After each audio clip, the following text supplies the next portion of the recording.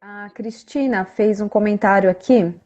Em Apocalipse 14:4 diz: Estes são os que não se contaminaram com mulheres, pois se conservaram castos e seguem o Cordeiro. E ela pediu para dar uma explicação sobre isso. Eles são celibatários mesmo? Porque eu sei que tem uma interpretação divergente dessa, mas eu quero saber a opinião de vocês. Pastor Ricardo Souza? Acho que então eu vou voltar a essa questão exatamente por conta de talvez dentro de Apocalipse 14 essa seja tem outra, né? Que é o fato deles estarem no Monte Sião e o posicionamento disso na história, na história não, na cronologia tribulacional. Tanto quanto as duas testemunhas, os 144.000, eu não tenho a menor dúvida ou constrangimento em dizer que eles surgem no início da tribulação. Agora, quanto ao tempo de duração deles, vai depender muito da análise que nós fizermos e da leitura que nós fizermos de Apocalipse 14. Uhum. Porque se nós fizermos uma leitura de Apocalipse 14, espiritual e celestial, então eles duram a primeira metade da tribulação, que não é o meu caso. Se nós fizermos uma leitura que o Monte Sião é um monte físico, aí nós temos que entender que eles estarão atuando em todo o tempo da tribulação, até o fim. Uhum. Porém, isso gera uma pequena dificuldade. Eu confesso que não tem como deixar essa aresta de lado. Por que só aparecem eles com o Cordeiro e não aparece o restante dos santos se estamos na iminente volta? Na iminente, no caso, não porque já é conhecida, mas estamos na volta, na parousia. Então, a visão só mostra os 144.000 e o Cordeiro no monte, apesar de que Cordeiro, nesse contexto, gera algumas questões. Mas vamos voltar à questão a outra dificuldade. Esses homens são solteiros? Eu já justifiquei o motivo, um dos motivos. Eu vejo uma total impossibilidade de uma família, a exemplo de Paulo, se Paulo era casado, não era casado, são discussões que não levam a nada, né? O que nos importa é saber os objetivos. Celibatários? São perguntas que eu estou fazendo. Solteiros? Alguns, na verdade, veem esses 144.000 como um grupo seleto de escolhidos que nunca tiveram nenhum tipo de contato carnal, sexual. Talvez por isto eles também não tivessem acesso ao conhecimento, não tivessem a preocupação, ficou com mulher, ficou sem mulher, já conhecia esse lado. Porque a grande dificuldade não é o celibato, a grande dificuldade é manter o celibato depois que se conhece o lado do prazer sexual. Temos que falar sobre isso. Para isso, Deus instituiu o casamento, para que a união conjugal fosse prazerosa, fosse algo bênção na vida de um casal. Esses não têm tempo para isso, para constituírem família, mesmo porque o tempo não lhes permite. Então, alguns veem dessa forma.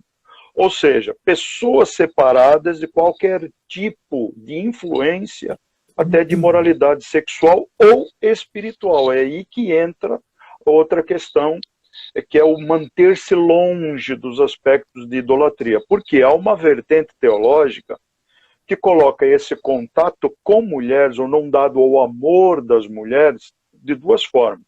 Primeiro, considera essas mulheres como figuras, inclusive, existentes no próprio Apocalipse, como é o caso da prostituta, né, da mãe de todas as abominações, do capítulo 17. Então, são homens, são escolhidos, servos de Deus, que não tiveram esse tipo de contaminação com a prostituição espiritual que impera nessa época. Ou seja, para eles não existe.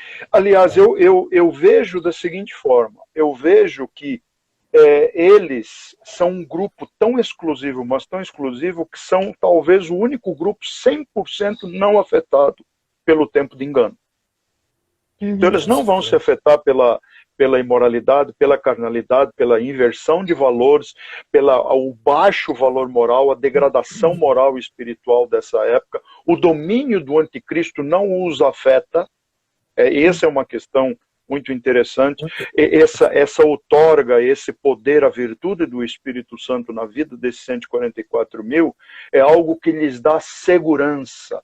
Por que temer o anticristo? Não, vamos sentar a pua mesmo. É para cá, é para a Ásia, é para a Europa, é para a África, é para a Austrália, é para onde eles forem chamados. E eu acredito até que Deus vai dar a eles. Veja bem, isso agora é uma questão mais de fantasia, né?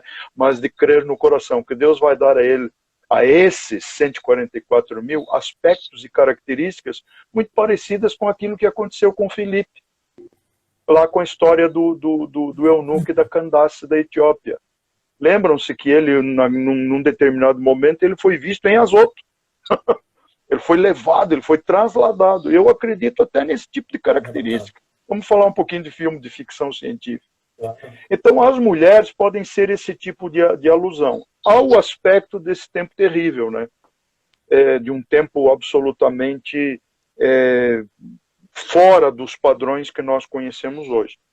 Então, gente, eu fiz assim um apanhado mais ou menos para jogar a bola para o mestre Martino, para ele poder finalizar aí, porque eu sei que tem algumas coisas aí que são complexas.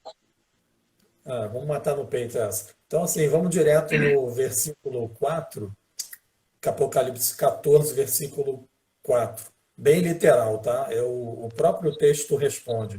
Esses são os que não se macularam com mulheres, porque são virgens. Pô, tá claro. Na Bíblia, ou no judaísmo mesmo, a partir de 12 anos, começa a ser um homem. Então, pode ter gente de 17, 18 anos aqui, e eles seguem um cordeiro, porque a igreja já não está mais aqui, por onde quer que ele vá. É um ministério deles. São os que foram comprados dentre todos os seres humanos. Aqui é uma questão internacional. Primícias para Deus e para o Cordeiro. E não se achou mentira na sua boca, não tem mácula. É óbvio, e o texto responde à pergunta. São virgens, eles não estão interessados nisso, eles têm a missão evangelística, ministerial de Jesus Cristo, que a igreja não está aqui, e eles têm uma outra preocupação. Eles não estão atrás de nada, e concordo muito com o mestre Souza, porque se hoje o certo virou errado, o errado virou certo, imagina então nessa época. Quer dizer, vai estar uma Sodoma e Gomorra generalizada. Então eles estão focados no ministério de Jesus. Muito simples. Uhum. Então, o que acontece? Perfeito. Uma coisa aqui também ainda, eu penso que é tanto moral, igual vocês estão falando, é muito claro de que eles estão numa pureza moral, mas concordo com essa questão do Apocalipse 17, que o pastor Ricardo Souza traz, porque tem a ver com o sentido espiritual também. Então, é moral e espiritual, e nesse comportamento que vocês dois apontaram aí dos últimos dias, porque não só essa agenda L, mas também o feminismo. Se vocês me permitirem, alguém me perguntou numa live aí durante essa semana sobre o simbolismo, ou foi na caixinha de perguntas, sobre o simbolismo das Olimpíadas. Aí depois na live eu acabei explanando mais, falando, por exemplo, tem 11 mulheres que representam sacerdotismo na cerimônia de abertura. Isso é um contexto à parte, mas é só para trazer que, por exemplo, quando o pastor Ricardo Souza fala da prostituição dessa mulher de Apocalipse 17, então essa que não se prostituíram é tanto moral, eu concordo plenamente aí com todo mundo, mas ele é espiritual também, inclusive com o comportamento dominante, com essa Sodoma, de que o pastor de Martino até usou a expressão como Sodoma e Gomorra. Então eles não estão se contaminando, inclusive, com essa agenda dos últimos dias, com o comportamento dos últimos dias. Isso tudo E lembra, pastor Rodrigo, que na última live das duas testemunhas, usa-se o termo de Sodoma e Egito. Para você ver o nível de negócio que vai estar ali. É isso aí. Inclusive lá no Ezequiel, o texto que nós usamos também para falar qual era o pecado de Sodoma, que era ter fartura de pão e não cuidar do pobre, o versículo seguinte também falava das abominações. O pastor Ricardo Souza até chamou a atenção para isso. Então, esse comportamento, essa agenda que nós estamos falando hoje, que ela não é só L, mas ela é uma agenda feminista também. Inclusive, gostaria até de recomendar aí, eu postei essa semana o livro da Ana Caroline Campanholo, que é Feminismo, Perversão a subversão e perversão, que vai ajudar muito a compreender essa parte histórica e até profética, e isso vai ajudar a compreender essa questão dos castos. Então, eu creio que tá respondido. Esses são castos literalmente, não há dúvida, o texto deixa muito claro, e também no sentido espiritual, da prostituição espiritual, porque toda vez que o povo de Israel se relacionava com outros deuses, Deus chamava aquilo de prostituição, né? Prostituição e adultério. Então há esse sentido espiritual também.